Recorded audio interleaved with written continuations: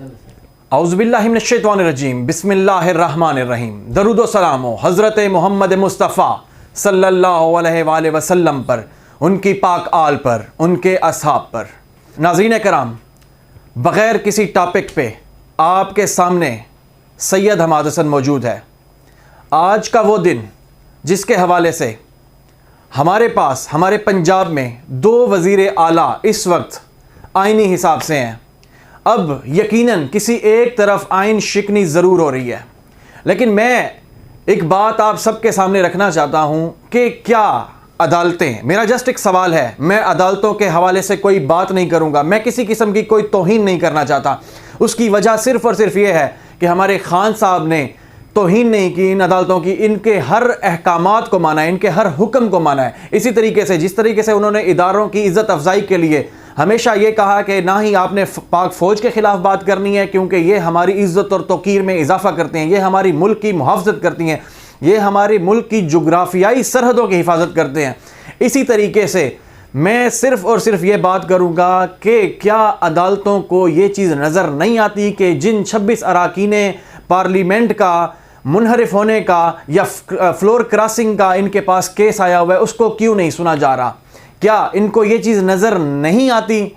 ये कैसे एक एक दिन में 4-4 दफ़ा अदालतें लगा लेते हैं? जैसा कि पिछले दिनों जब उम्रा से पहले मरियम सफदर साहिबा ने जाना था, तो उनको ECL से नाम निकालने के लिए या उनका पासपोर्ट वापस कराने के लिए 3-3 दफ़ा बेंच बने और टूटे।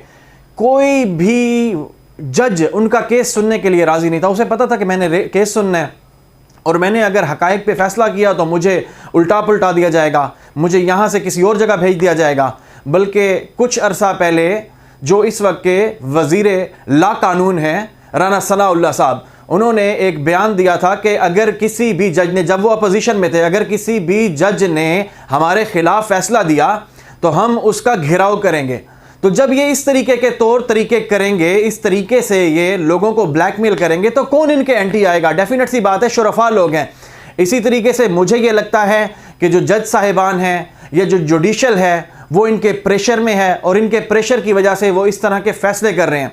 मैं चाहता हूँ जैसा इमरान खान और उस वक्त जिन लोगों ने इस हवाले से एक पूरी तहरीक चलाई थी और अदलिया को आज़ाद कराया था, अदलिया को मुशर्रफ दौर में जब पाबंदी लग गई थी तो उसके बाद आज़ाद कराने में हमारी तहरीक के रहनुमा इमरान खान साहब का बहुत बड़ा किरदार है। उन्होंने फ़कत इसके लिए वो जेल में गए, इसके अलावा उन पे किसी किस्म का कोई केस नहीं बना जिसकी वजह से वो उन्हें जेल में जाना पड़े।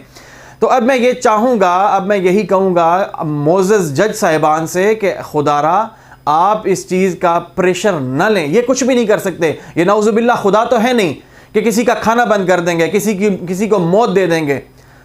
डरना सिर्फ अल्लाह की ज़ात से है। आप खुदारा फ़ैसले वो करें जो आपको आईनो कानून इजाज़त देता है, जो आपको शरीयत इजाज़त देती है।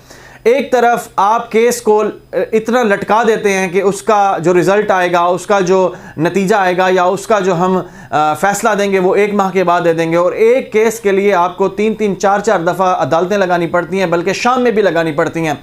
तो मैं ये कहूँगा कि ये सुतेला सलूक ना किया जाए कि किसी एक पार्टी के साथ अब इस तरीके के बिहेवियर से पेश आएँ और किसी एक के प्रेशर की वजह से। यकीनन मैं समझता हूँ कि आप फैसला जात गलत नहीं करते, लेकिन मैं ये ज़रूर कह सकता हूँ कि हो सकता है कि आप किसी प्रेशर की नज़र हो जाते हो। ये जो साम्राज्य है, साम्राज्य का ये मुदाखलत और साजिश की वजह से हमारे मुल्क के मामलात बहुत ख़राब हुए हैं।